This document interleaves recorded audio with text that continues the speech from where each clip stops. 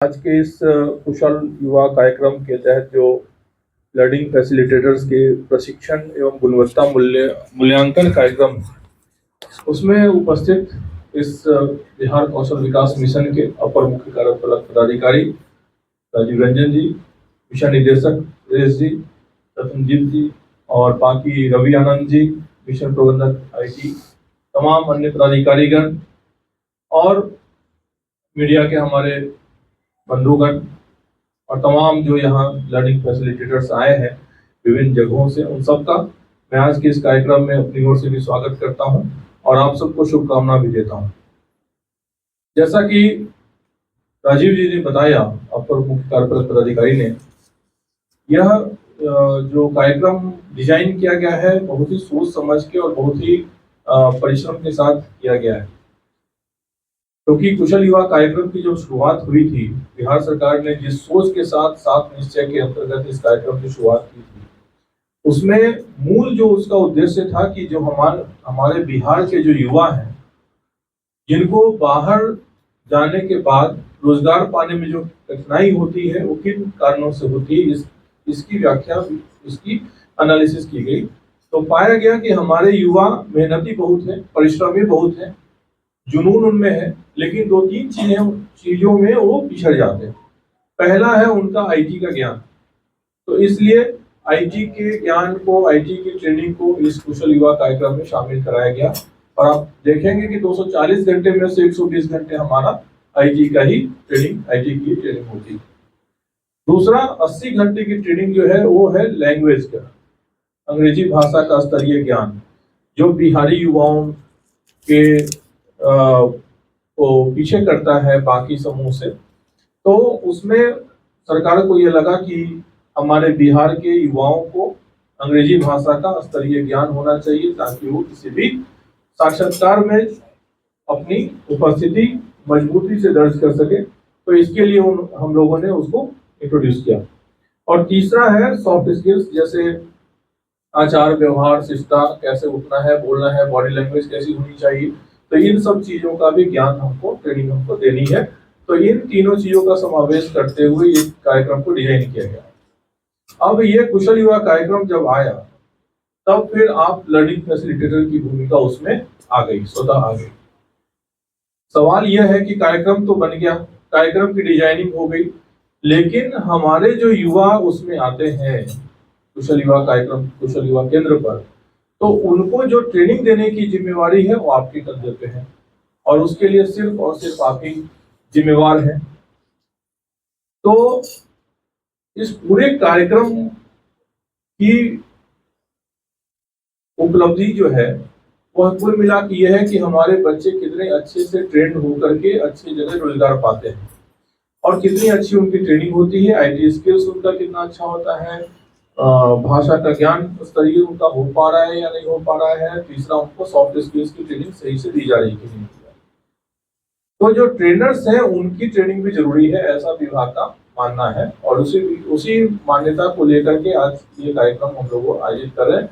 जैसा कि बताया गया, अगले 50 सप्ताह तक ये फेज वाइज चलेगा और इसके लिए हम लोगों ने मास्टर ट्रेनर्स भी तैयार किए हैं और उनकी ट्रेनिंग अलग से कराई है, बाहर भेज के कराई है, ताकि वो जब आपको ट्रेनिंग दे तो उसको आप ठीक से सीखें और फिर यही चीज आप जाकर के अपने केंद्रों पर बच्चों को सिखाएं।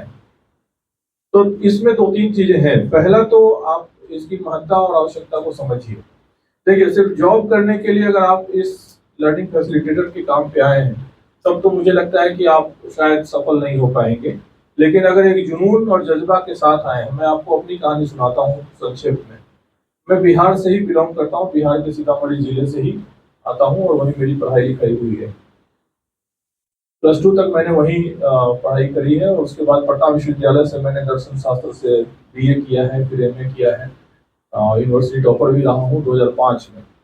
और 2005 में सुखद संयोग से उस समय के तत्कालीन राष्ट्रपति APJ अब्दुल कलाम साहब के हाथ से गोल्ड मेडल भी मेरे को 2005 में मिला। तो एक वो बड़ा जंप था।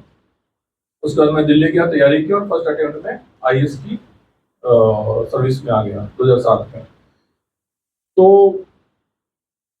मेरा भी हिंदी एक माध्यम हिंदी सब्जेक्ट ही रहा और बेसिकली मैंने पूरा यूपीएससी का जो एग्जाम है वो हिंदी माध्यम में ही दिया, अंग्रेजी माध्यम में नहीं दिया। इनफैक्ट जो साक्षात्कार होता है, आप लोग को यूपीएससी का आइडिया है किसी को? यूपीएससी एग्जाम का किसको आइडिया? हाथ उठाइए। यूपीएससी एग्जाम के बारे में मतलब 2 लोग जानते हैं, यहाँ पे 3 लोग जानते, 4 लोग जानते हैं। यूपीएससी एग्जाम होता है जिसके थ्रू आईएएस, आईपीएस, आईएफएस और आईआरएस और सभी तमाम ऑल इंडिया सर्विस और सेंट्रल सर्विसेज की ड्यूटी वहीं से होती है। UPSC union public service commission एक एग्जाम लेता है, तो उसमें 3 चरण होते हैं, पीटी, मेंस और इंटरव्यू। तो इंटरव्यू जो है वो अंग्रेजी माध्यम में भी आप दे सकते हैं और हिंदी माध्यम में भी दे सकते हैं।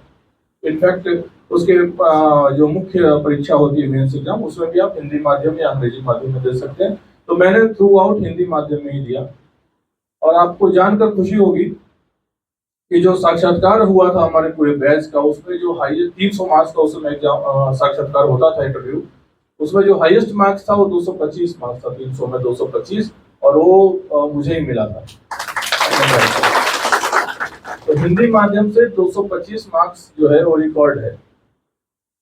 तो अंग्रेजी के प्रति जो एक और हिंदी के प्रति जो एक पूर्वाग्रह है, वो उस मिथक को हालांकि हमने तोड़ने का प्रयास किया था और बहुत हद तक मैं सफल भी रहा। लेकिन आज की जो जरूरत है अंग्रेजी भाषा का स्तरीय ज्ञान, तो वो आपके कंधे पे है।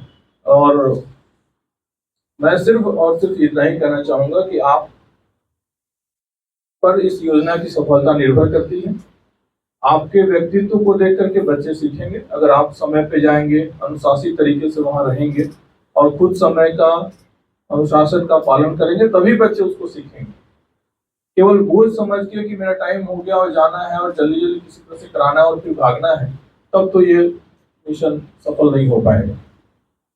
शिक्षण की जो गुणवत्ता है, प्रशिक्षण की जो गुणवत्ता है, उसको भी ध्यान में रखने की आवश्यकता है। बच्चे, देखिए मैं भी सीतामढ़ी से आता हूँ और मुझे भी पूरा आइडिया है। इनफैक्ट हमारे घर के आसपास के बच्चे भी कुशल युवा केंद्र पर जाते हैं, जो हमारे रिलेटिव्स हैं, और बताते हैं, हमको फीडबैक देते हैं कि कहाँ क्या हो रहा है। तो जो प्रशिक्षण में गुणवत्ता होनी चाहिए, वो कहीं कहीं पे उसकी कमी का अभाव दिखता है। और लर्निंग फैसिलिटेटर जो है वो भी कहीं कहीं पे बहुत सजग हैं, बहुत समय से जाते हैं और अपना जुनून के साथ बच्चे को पढ़ा रहे हैं, बढ़ा रहे हैं, आगे बढ़ने की प्रेरणा दे रहे हैं। लेकिन कुछ लर्निंग फैसिलिटेटर जो हैं वो बिल्कुल ही अप टू मार्क नहीं मेरे हिसाब से। और इसलिए मैं चाहूंगा कि प्रशिक्षण के दौरान आप मूल्यांकन भी करें, जो आपने रखा भी है शायद। तो आप लर्निंग फैसिलिटेटर का मूल्यांकन करें, कौन अप टू मार्क है, कौन बिलो है, और जो बिलो है उनको हम कैसे हैंड होल्डिंग करके और आगे बढ़ा सकते हैं। और जो एकदम ही बढ़ने की इच्छा नहीं रखते हैं, तो उनको फिर हटाने की भी प्रक्रिया है, उनको हटाया जा सकता है। क्योंकि सरकार जो सोच करके इस योजना को लेकर आई है, उसको अगर हम नहीं उसके मकसद तक पहुंचा पाएंगे, तो ये हमारा बिगड़, हम नंबर में हम कितना भी कर ले, हमने इतने लाख बच्चों को प्रशिक्षित कर दिया, लेकिन अल्टीमेटली हुआ क्या, अंततः क्या हुआ उसका? क्या उनको रोजगार मिला? क्या उस रोजगार पाने के योग्य हो गए? क्या आपका कुशल युवा कार्यक्रम लेने के बाद वो आईटी का जो बेसिक स्किल्स है, अंग्रेजी भाषा का जो स्तरीय ज्ञान है और सॉफ्ट स्किल्स, क्या उसकी अगर टेस्टिंग अगर निष्पक्ष एजेंसी से कराई जाए उस बच्चे की, आप खुद सोचिएगा, तो क्या उसमें पास हो जाएंगे? तो अगर आपको खुद लगता है कि नहीं ये नहीं हो पाएंगे, तो इसी कमी तो हम में है, आप में है, ये ना है, बताइए।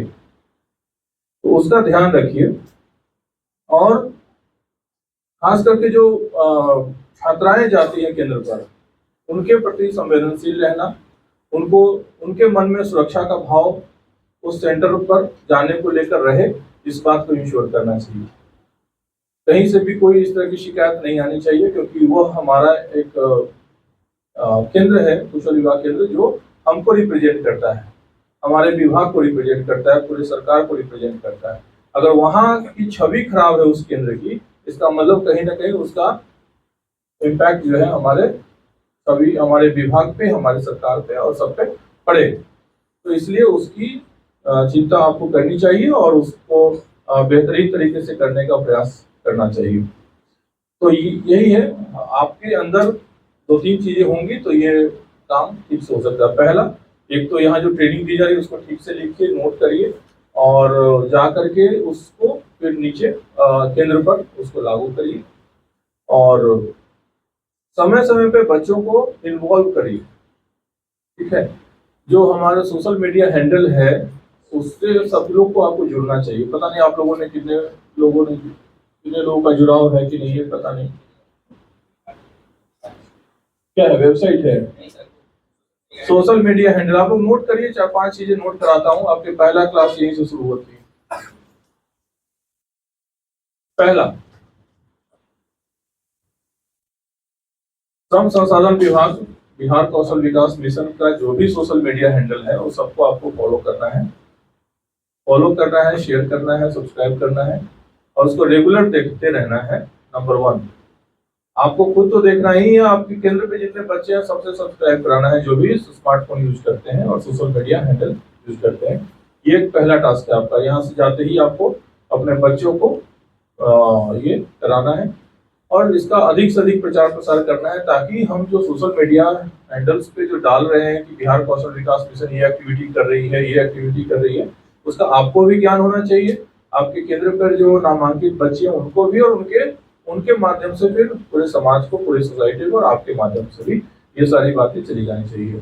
तो ये तो हो गया पहला टास्क। दूसरा ये है कि आप बच्चों की क्वालिटी को जांच करने का कोई मैकेनिज्म ऑलरेडी बना होगा यहाँ पे, तो उसको ठीक से वहाँ पे कराइए। क्योंकि मैंने कुछ केंद्र के पे वीडियो कॉल के माध्यम से कुछ केंद्र को देखा है, वहाँ पे जो बेसिक फैसिलिटी होनी चाहिए कहीं कहीं पे है, कहीं कहीं पे नहीं भी है। जो लर्निंग फैसिलिटेटर्स होने चाहिए कहीं पे है तो क्वालिटी ठीक नहीं है, ऐसा भी कहीं कहीं पे है। अभी हमने सभी केंद्रों पर एक बैनर और होर्डिंग लगाने का निर्देश दिया है ताकि वहां से गुजरने वाले लोगों को पता चले कि श्रम संसाधन विभाग बिहार कौशल विकास मिशन का एक कुशल विभाग केंद्र यहाँ पे कार्यरत है। कहीं कहीं पे ऐसा भी देखा जा रहा था कि कुछ भी बाहर से नहीं था तो लोगों को पता भी नहीं चल रहा था, जबकि बिहार सरकार इतना पैसा खर्च कर रही है उस पर। तो इस बात को भी सुनिश्चित किया जाए और लोगों को पता रहे, वहां के आसपास के लोगों को, यहाँ पे केंद्र भी चल रहा है। और केंद्र जो है सिर्फ कागज पे और सिर्फ रूटीन वर्क के लिए नहीं रहे, इन्वॉल्वमेंट रहे। देखिए, लर्निंग फैसिलिटेटर आपका नाम है लेकिन बेसिकली आप हैं गुरु, टीचर हैं, गुरु ही है ना। गुरु गोविंद दो करे काके लागू पाए, सुना ही होगा सबने। तो ऐसे ही मजाक में वो नहीं कहा गया है, किसी ने जो भी कहा है बहुत ही सोच समझ के कहा है। गुरु गोविंद दो करे काके लागू पाए, बलिहारी गुरु आपको जिन गोविंद दियो बताए। तो गोविंद से भी बड़ा अगर गुरु को कहा गया है तो आप अपनी महत्ता को नहीं पहचान रहे हैं और सिर्फ टाइम पास करने के लिए और सिर्फ जो आपकी सैलरी है उसके लिए अगर आप केंद्र पे जा रहे हैं तो ये तो सही नहीं है। सोचिए कितने बच्चों का भविष्य आप बना सकते हैं। हम लोग ऑक्सफोर्ड में थोड़ी पढ़ के यहाँ पे आ गए हैं, सीतामढ़ी के सरकारी स्कूल में ही ना पढ़ा है। बचपन में तो बल्कि बोरा लेकर के जाना और ट्यूशन पढ़ना, आप लोगों से हो सकता है किसी ने किया होगा, इसको एक्सपीरियंस किया है किसी ने? हाँ तो कहिए, अधिकतर लोग हैं। तो आप ही के बीच से मैं निकल के आया हूँ ना। क्यों निकल के आया हूँ कभी सोचा आपने? क्योंकि हमारे गुरु शायद अच्छे रहे होंगे। क्या यही रहा होगा ना, कोई डेडिकेशन के साथ मुझे पढ़ाया होगा, सुबह 4 बजे उठ के पढ़ाया होगा। घर में हमारे शिक्षक रहा करते थे हमारे घर, तो सुबह 4 ही बजे उठा देते थे।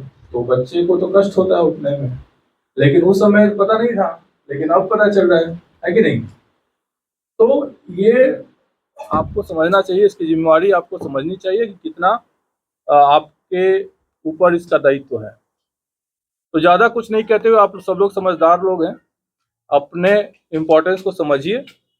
बच्चे का भविष्य आपके हाथ में है और मेरी शुभकामना है इस 3 दिन में आप बहुत कुछ सीख के जाइए। यहाँ जो मास्टर ट्रेनर्स हैं वो काफ़ी सक्षम है और मुझे फीडबैक भी दीजिए और मैं बीच बीच में आता भी रहूँगा। 3rd डे है ना इनका खत्म, आज कौन दिन है? सोम, मंगल, बुधवार को खत्म होगा। तो बुधवार को मैं प्रयास करूंगा एक बार आने का और आपसे पूछूंगा कि आपने क्या सीखा, और आप लोग मुझे बताइए कि प्रशिक्षण में कहाँ अच्छा लगा और कौन सी चीजें लगी कि इसमें सुधार की आवश्यकता है, ताकि हम अगले फेज में भी उसको ला सके। और ये सब रिटेन में लेने का भी प्रयास करेंगे ताकि अंतिम बैच होते होते हमारा बहुत ही शानदार सा कार्य ये तैयार हो जाए। और मेरी शुभकामना है। धन्यवाद। Thank you.